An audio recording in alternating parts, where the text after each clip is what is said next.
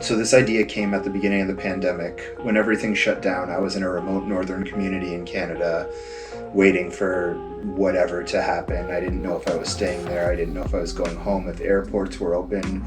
I was talking with Troy, a really good friend of mine, and he was in the same boat. Both of us are in a unique position where I've spent the last 10 years of my life traveling as a photographer, leading into directing and DOPing all over the world. And I've been so lucky to fall into these little pockets of society all over the place where I just fell in love with places that people never heard of and people that, you know, nobody really knows about. And just everything about that was something that I held close to my heart, and it was my being for my job.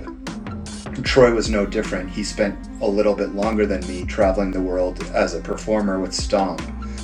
He'd spend months at a time in different countries just diving into the cultures, diving into the local art, the local scene of whatever was going on. And for us to be at a standstill, we were just all reminiscing on places that we've been to, the places that tourists don't tend to go to, the less common places, the roads less traveled. So in all that, we decided to write a show showcasing all the pockets of North America that we fell in love with, and all the people that we love, and the art that they do, and all the cool people that create that you'd never find on an entertainment piece or a magazine. So we wrote a pitch to producers that got picked up very quickly, and it took away from the uniqueness and the whole purpose of what we wanted to do, which was to give people that sense of adventure in their own backyard, to the places that maybe they wish they knew about, that they wish they could have gone to, or they had heard about sooner. So now the world's slowly starting to open up, and we decided to pull the plug on going with a production company and just take what we have on us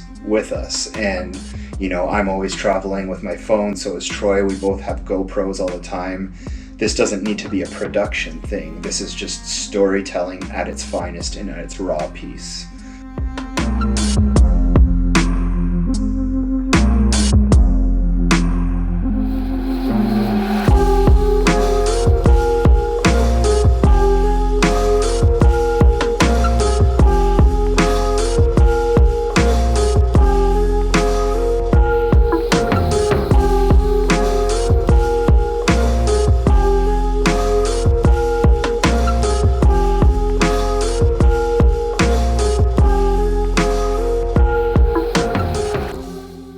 After I did that underwater shoot, I got messages from dozens of people asking me to shoot them underwater, to teach them how to use their camera underwater.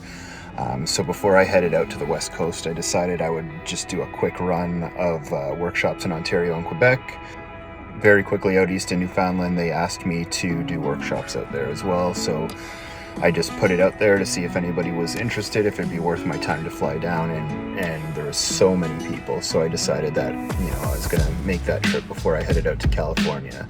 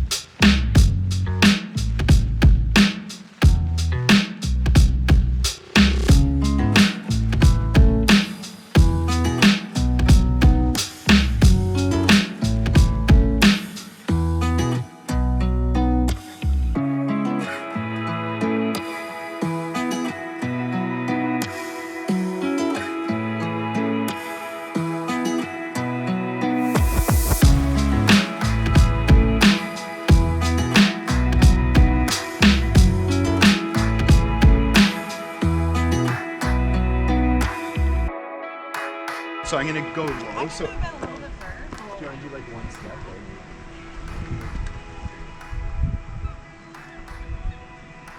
That you're gonna fix because I can't do it. Try.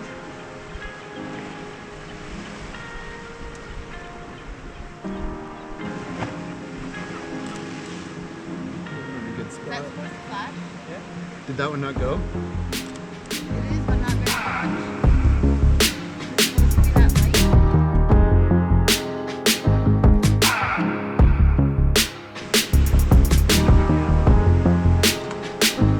Putting your chin up and forward, like just makes a really nice shadow that makes you look like super trim. So right now, like forming your body and just to show the shape of your body, that looks good. And then you do the same thing with the shadow and the light.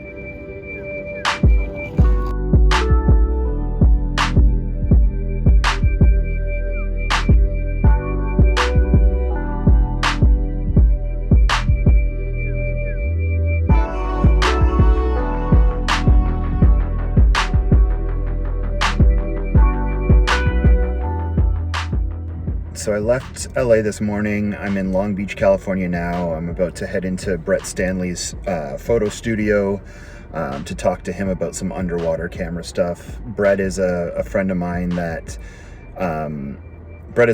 who's really known for underwater portraits.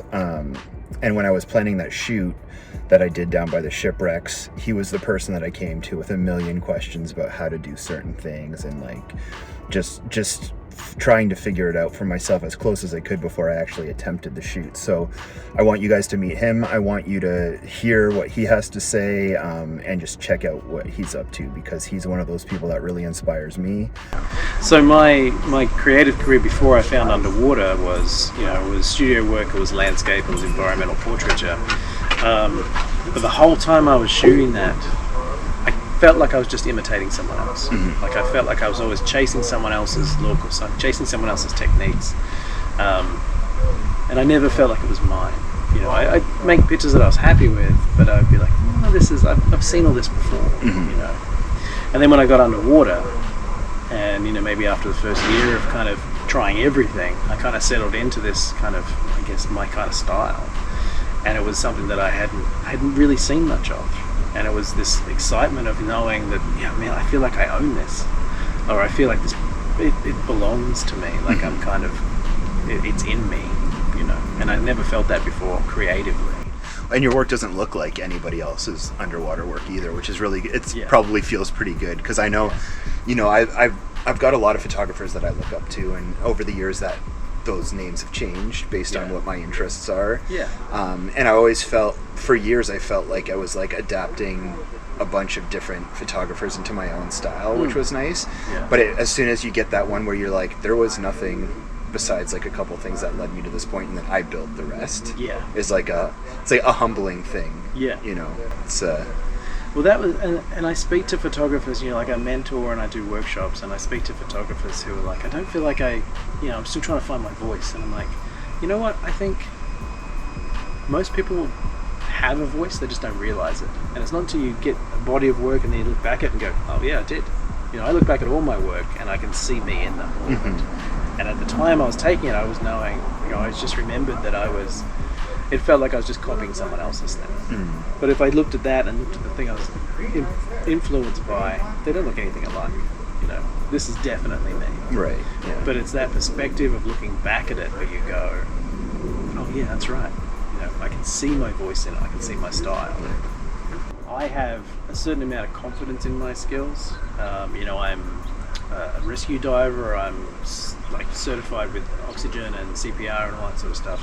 I know that in my pool here, if I'm shooting with someone, I don't feel like I need a safety diver, because I know we're only in 9 feet of water. If anything happens, all I got to do is lift them up, and we're good. And you have the background of understanding what happens if the worst case scenario happens anyway. But then if we're dealing with a set in here, it's a whole different story, because now we're dealing with dresses that can get caught on furniture, get snagged on the set itself. And there's this little thing that I say to myself when I'm down there a lot of the time, because I'll stick a reg on and a tank on to go down and dress the set and put the whole thing together, and I'll be behind the walls trying to clamp them together, and I'll just think to myself, this is how I die. It's so with your models, do you ever practice with them beforehand? Do they have any experience being in the water? Like when I picked divers when I did the underwater one, and like I was talking to you earlier, 2 of them couldn't handle the climate and the cold and all that, and they were cold water trained, right? So you work with way more models than I do, and this is just something that I've been doing because it's fun and challenging for me, but this is your life. So this is my job. This is what I do daily, is I'm dealing with people. So it depends on the project. So I'm an underwater portrait photographer. I have a portrait studio, so I have members of the public coming to me and wanting to be shot underwater. So 90% of the shots that I'll take are with people that have never done this before. Some of them can't swim, some of them have a fear of water. But generally the majority of my work that is online is with people who I've trained. Right. 20 minutes before the photo was taken. But if we do a project that is like, like in the Bahamas and we're 20 feet down on the edge of a shipwreck, then I'll be working with someone who has the experience for that. Right. I work a lot with Hannah Fraser, Hannah Mermaid, and she's she great too. is basically an underwater stunt woman herself, basically. And the reason I like doing that with them is because I can just concentrate on doing my job. Yeah, you know? which is way harder underwater too. Yeah, yeah. I was like, I was used to like the cheap bag housings in the surf and stuff, Oh, yeah. and then I was like, I kind of like preset my settings, and you could kind of like switch them quick on the fly. And as soon as I went to depth, and then you're dealing with like the buoyancy of your camera, and then art directing, and then if you have people helping you control lights. Yeah. And then it's just like stacking and stacking on the stuff yeah. onto the list of things that are on your plate already to get really one photo. And I'm like, when I shoot normally, like when I do portraits, I sit and I really plan, and I take like a photo every couple minutes as I'm tweaking and moving stuff around.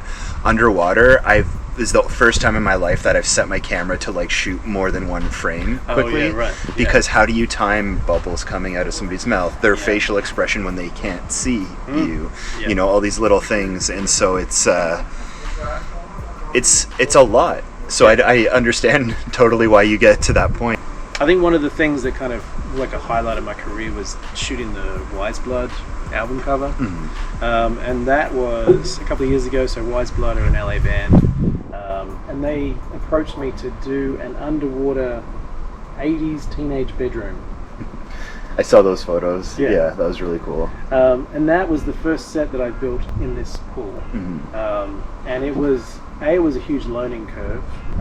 So we spent 5 days just building the set and just kind of working out how that was all going to fit together and sync and stay sunk. Was a lot of work.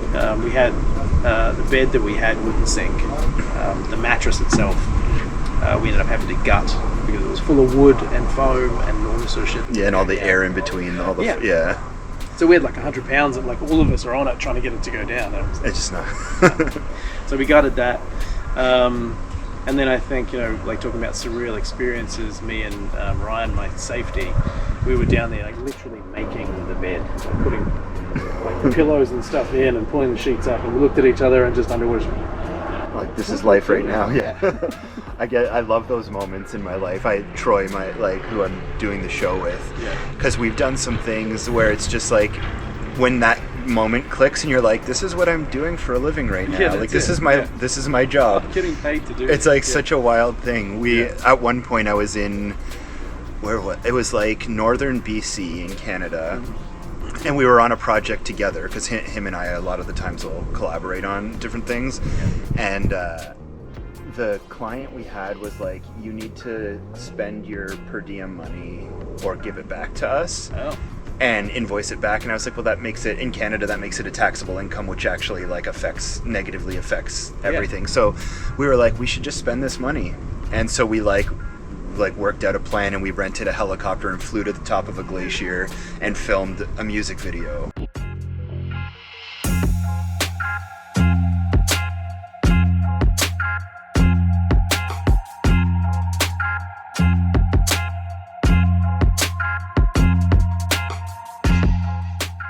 Yesterday, my second shoot got postponed for about a week in Long Beach. So after I hung out with Brett, I decided to get in the car and drive 6 hours southeast of LA, through the hills, through the desert, to kind of like this random place I've never been, that's in the middle of 4 places I've always wanted to check out.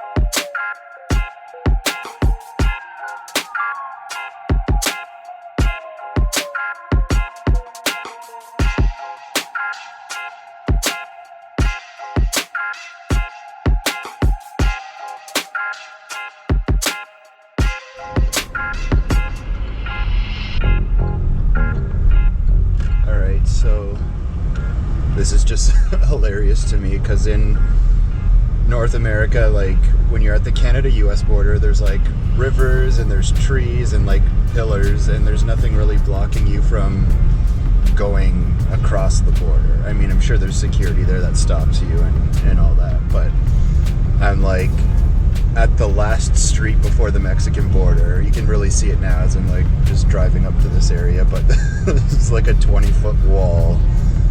Just a huge, insane wall. Just as far as you can see.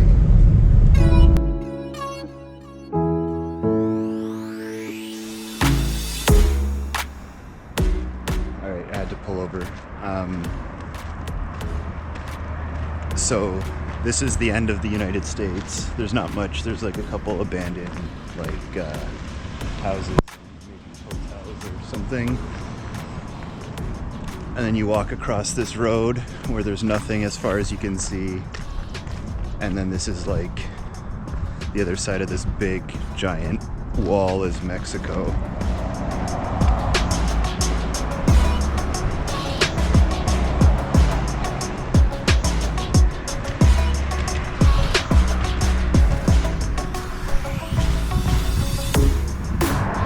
So check this out. So I can't go over, and it's dangerous on the other side, I guess. They closed the border. But we're in the States now. We're in Mexico. And back in the States.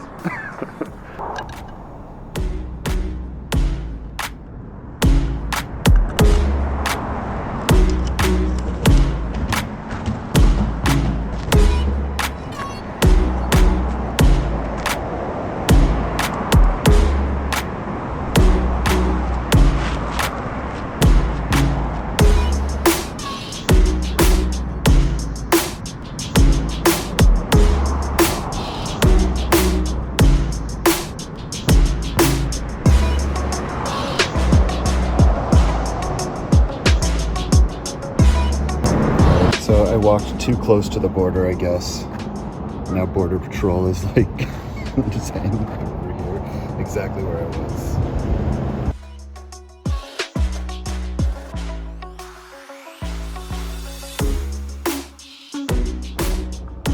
So I got to the US border at Mexico, and it's a wall. It was really cool to see. Almost immediately after I walked near the wall, they sent Border Patrol. They didn't notice me. I guess I had walked far enough away that they didn't think I was the person who was at the wall, but they literally were looking all over the place. So I drove out here this is where they filmed Return of the Jedi, and a couple scenes from The Scorpion King. So here I'm just going to turn the camera around so you can see out the window. So it's a place that I've wanted to go to for a long time. I've never got to walk around sand dunes, but I'm gonna just take the afternoon to check this out, take some photos, and yeah, go from there.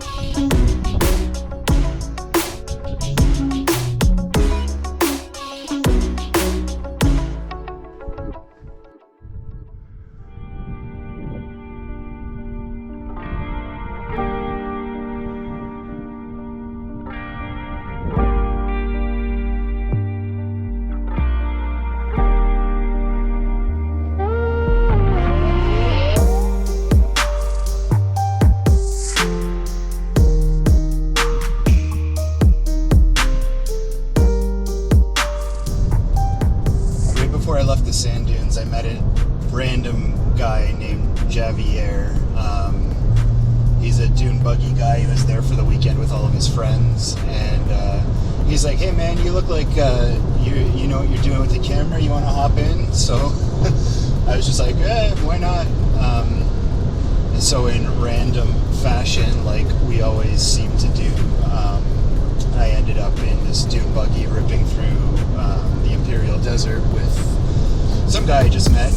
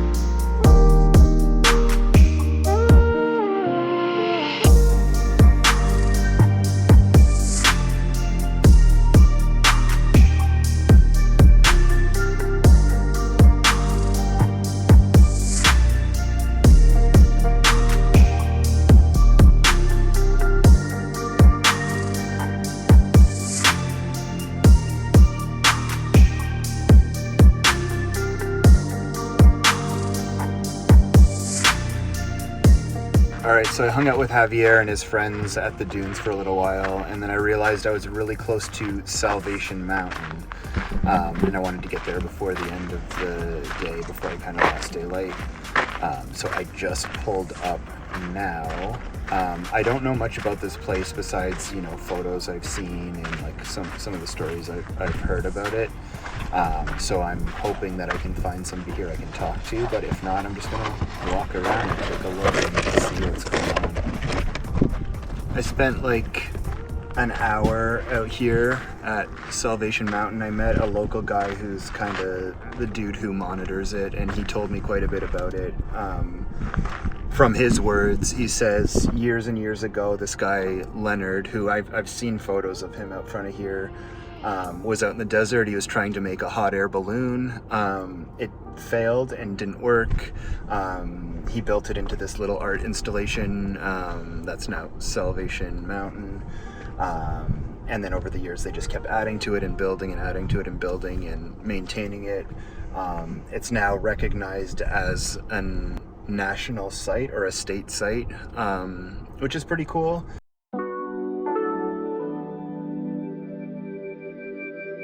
It basically is just a bunch of volunteers who live out in the desert in trailers, and they kind of maintain it and keep it going.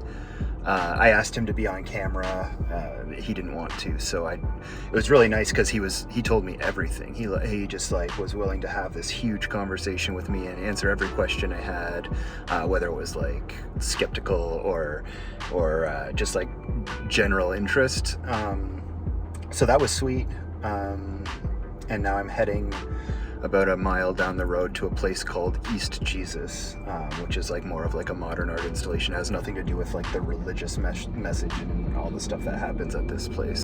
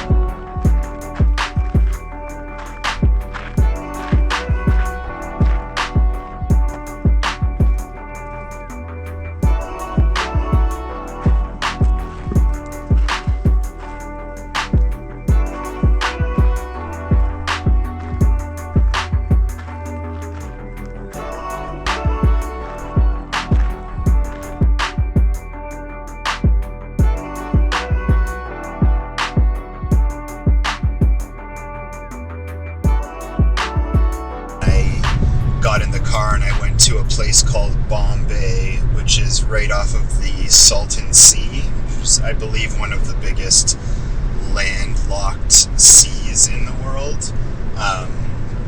And another place that I was said in the morning, I'm in the area I want to go check out. So it was really nice to do that. It was interesting to see like a town right off of a beach that used to be thriving and is now almost entirely abandoned. I would have stayed there if there was a place to stay, but there wasn't.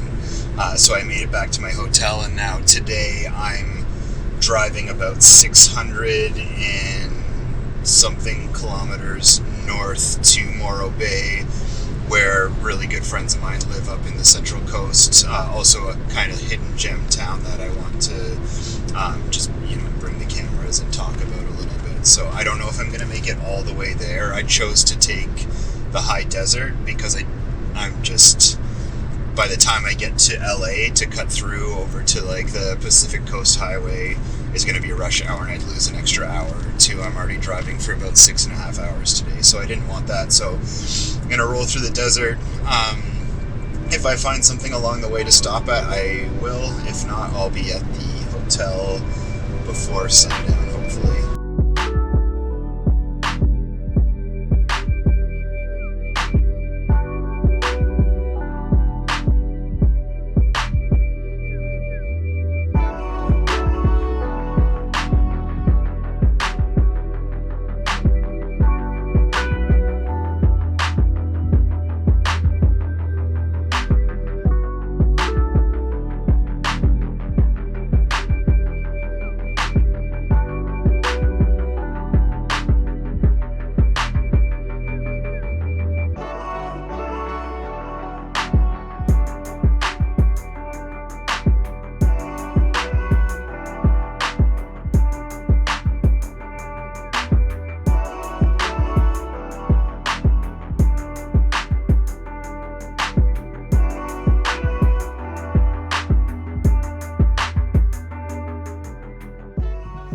So I'm here now. I'm at the Morro Bay Rock, which is a nostalgic spot for me because this is where John taught me how to surf for the first time. So I'm down here taking photos today. I'm gonna head up to their house tonight and visit because I haven't seen them since before the pandemic, and yeah, it's just gonna be so nice to catch up.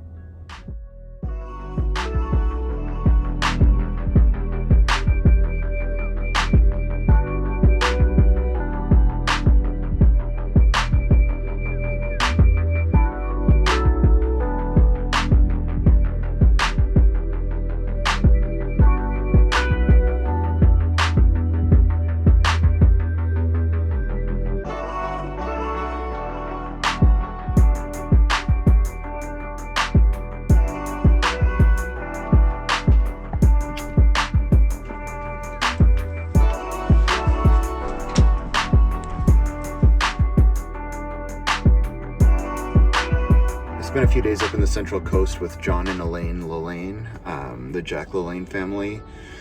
Years ago, my first time in California, I met them, and they really treated me like family. So I was up the Central Coast with the Lalannes, did some shots in the surfboard shop with John, did some photos of Elaine for her 95th birthday. I also shot at her 90th birthday. She's a absolute amazing person. She can still do push-ups at her age, curling, dumbbells, barbells, you name it. It's really cool. I was supposed to head to Hawaii tomorrow, and then the Ironman got postponed. I still have 1 or 2 gigs I could do up there, and I was going to kind of move everything to February, but then I found out the volcano's erupting again, and the last time the volcano erupted, I just happened to be on a flight there as well. I took a helicopter with no doors over to try to get photos of the crater and everything. Was somewhat successful, so I figure, you know what, I'm not going to cancel my trip. I'm going to head out to Hawaii and see if I can go find some lava. But right now I'm at the airport. You have to go a day early to get a COVID test. Even if you're vaccinated, you still need a COVID test, and flying to Hawaii, you need very specific COVID tests. So I'm at the airport getting one that's approved by the Hawaiian government, so that I can get onto the island.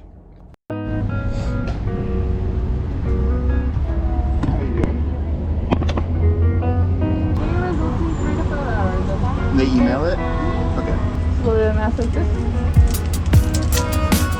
5 seconds on both masters. So get it back.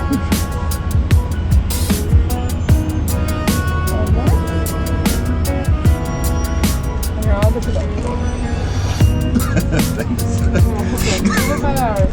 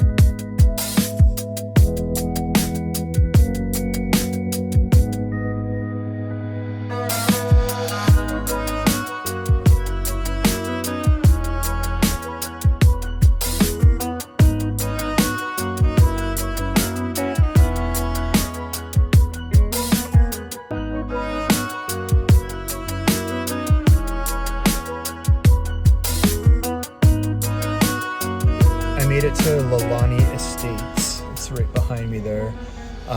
Last time I was here in this area was 2018, and the volcano was erupting, and it was like wiping out this whole area. And so I tried to get down there just to, I'm a photographer. I wanted to see it. I wanted to see the like magma and the lava moving. And the military was everywhere. They wouldn't let me in. I tried to pull the, I'm press a media card. They're like, we don't care. You're not going.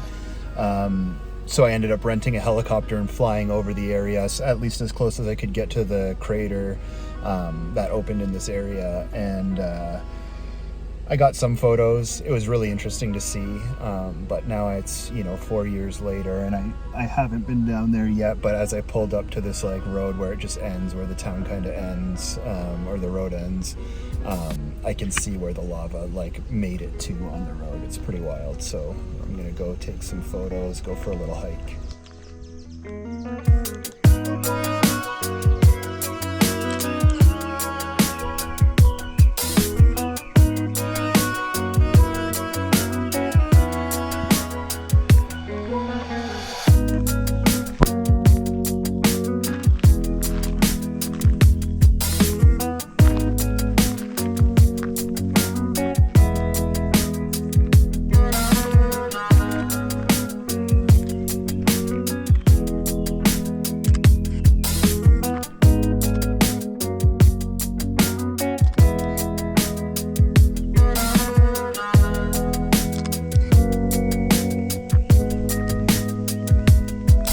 That way is where I came from. The road came here, and then where I am right now, if you look this way, is like the intersection to like a road, and this is where all the houses were, sinking into the ground. I'm not gonna hike too far because I can feel that the ground is really soft here, but it's pretty crazy to actually be here and take a look at it.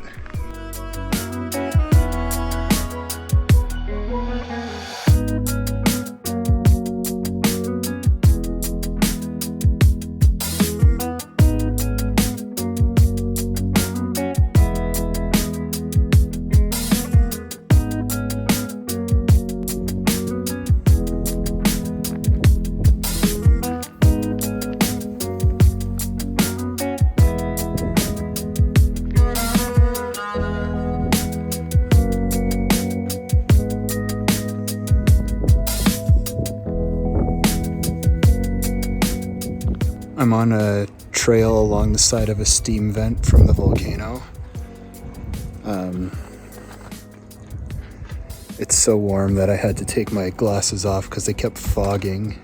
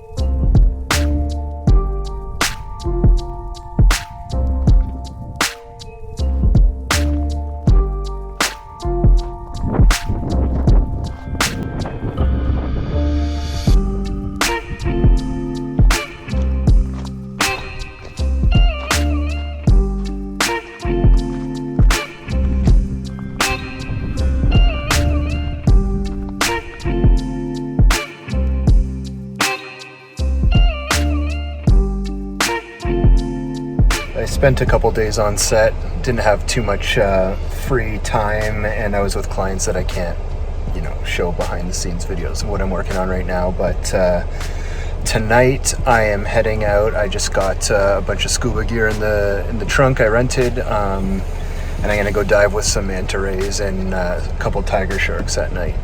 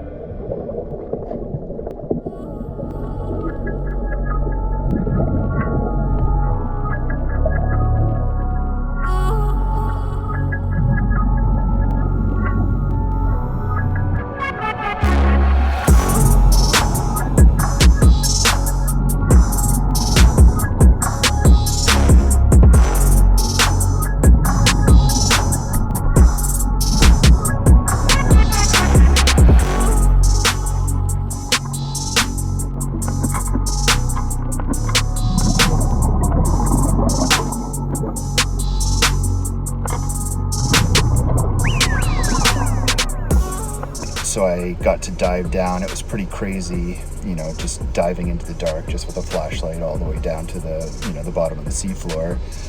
But once you get down there, they set up a bunch of torches in like a milk crate with weight, and that becomes your, what they call a campfire, and that's your home base. So you can, you know, swim around and dive all over the place with your light, but at least you have a visual reference of where everybody is and where a safe place and where you go up is, and that's the campfire.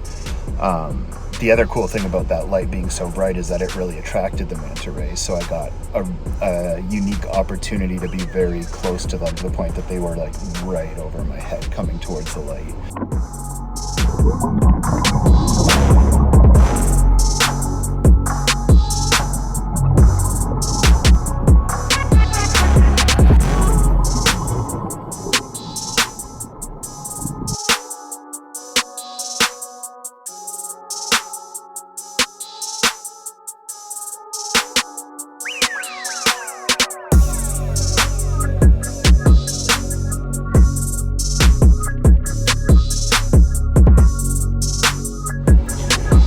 Had some bad weather the last couple days and an earthquake in the morning. I'm on the Hilo side of the island now. It's more of the rainy side of the island. It's been weird because most of the island has no, like, there's mask rules, but nobody really wears them. Nobody really cares that much. And then I'm on the Hilo side and there's masks everywhere. It kind of reminded me that I'm in the middle of a pandemic right now. But I'm heading north on this side of the island to a waterfall called Akaka Falls. It's one of my favorite places to go. It's a huge waterfall in the middle of a rainforest. Years ago I ziplined over it. It was my first experience there, but I just love the hiking trails and I love just enjoying my time there. So I'm going to take the day off and do that.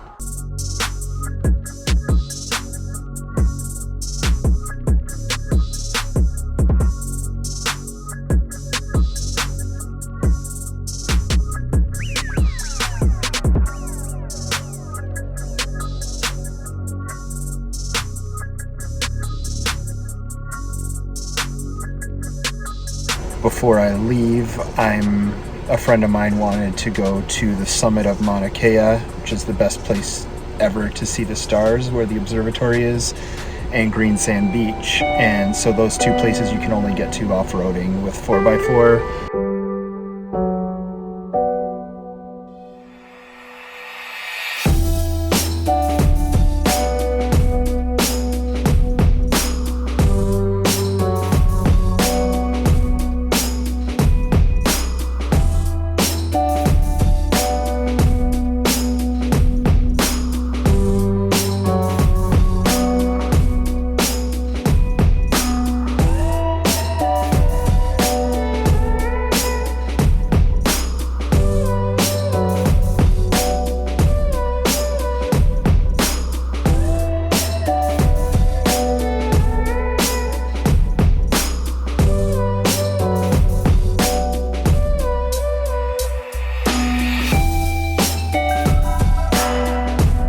So this morning I got up at about 6 in the morning, checked out of the resort. I'm heading over the hill again to the other side of the island to do a portrait shoot in a location that the locals don't want me to talk about.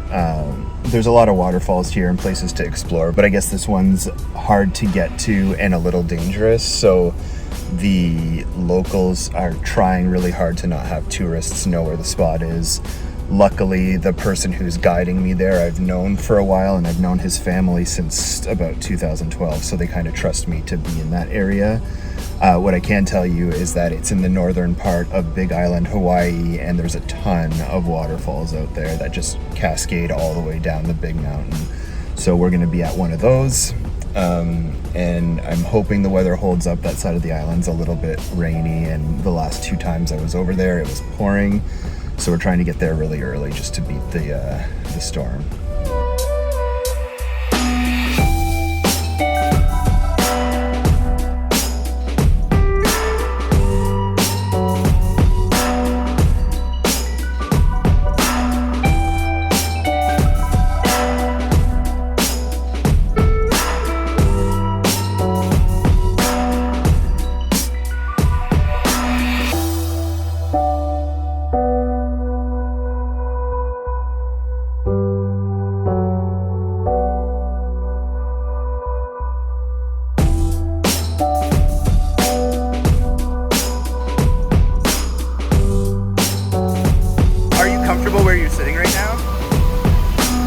can move forward a tiny bit. I just want your toe to stick off the edge like that. Yeah, like that looks good.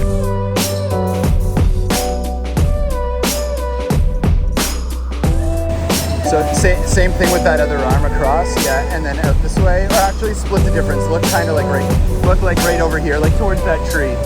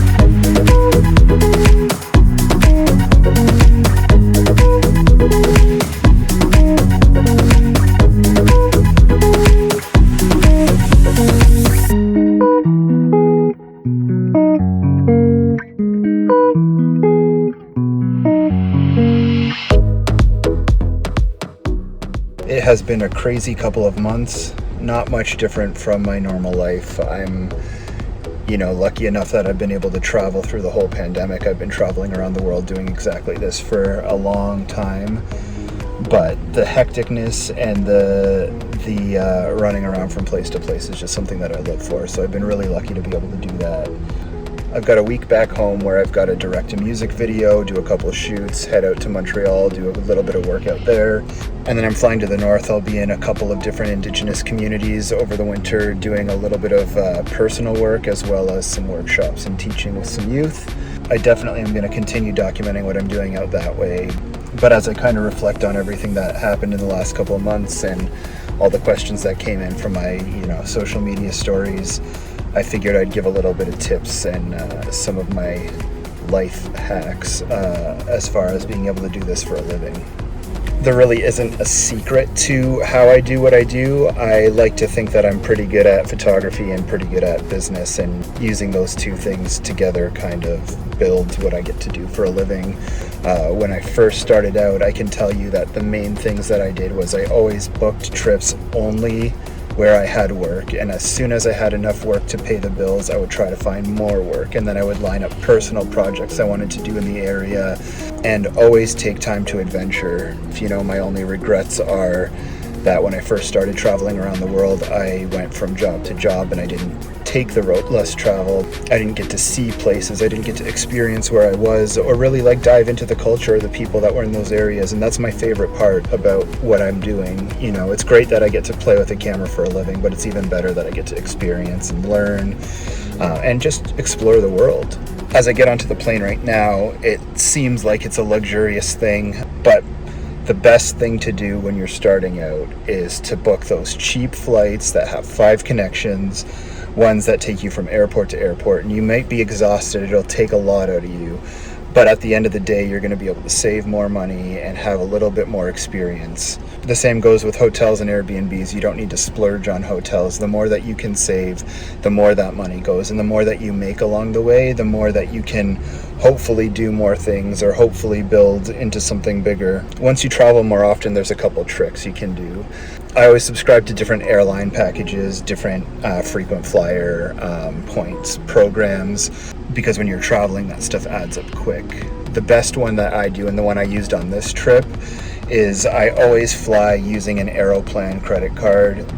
I'm not sponsored by Aeroplan by any means, but I can tell you the amount that I travel using Aeroplan to get double the points, and then also if you can book it through Expedia or something and also get those points, those numbers add up fast. And the Aeroplan points, the amount I travel, up to 100 times a year, I get several free trips. And if I don't get free trips, I get free seat upgrades. And so that's why you see whenever I'm on a long flight, if I get a seat where I can lay down or something that's more comfortable, I'm never paying for that. I've never once thought, oh, I should spend more money on a nicer seat.